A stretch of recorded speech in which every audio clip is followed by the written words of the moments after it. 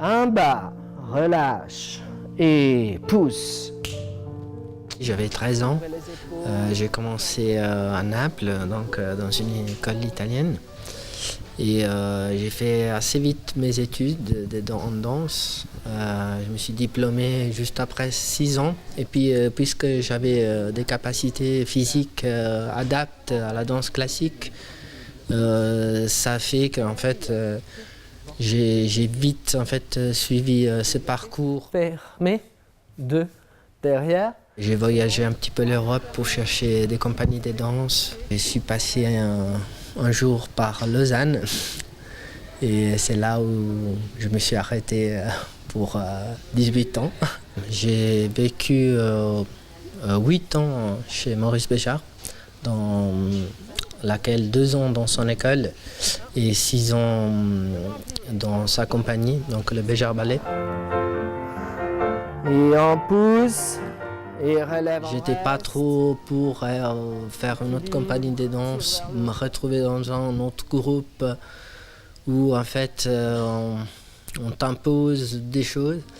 Les danseurs, malheureusement, c'est un peu triste à dire, mais souvent on est des produits. Et c'est pas ce que j'avais envie de me sentir. Et la progression de la danse, ça devient aujourd'hui presque plus de l'athlétisme certaines fois. Après, il faut aussi penser qu'on passe à autre chose. Et la vie, elle est faite comme ça. C'est un parcours un peu mystérieux. Le danseur, c'est quelqu'un qui se réveille le matin, fait son cours de danse pour se préparer. Puis en fait, après le soir, il danse sur scène et c'est ça probablement qui me manque le plus.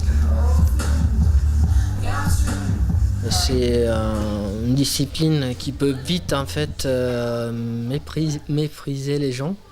En tant que professeur, j'essaie toujours de garder le sourire sur les gens et que la danse soit mise en premier plan. Voilà. Les jeunes, ils n'ont pas assez de passion. Et donc j'essaye vraiment de mettre avant tout ça parce que c'est ça en fait qui permet aux gens de réussir après une carrière professionnelle. Hein. C'est vraiment la passion pour une discipline qui est très difficile et qu'il faut la travailler tous les jours en fait.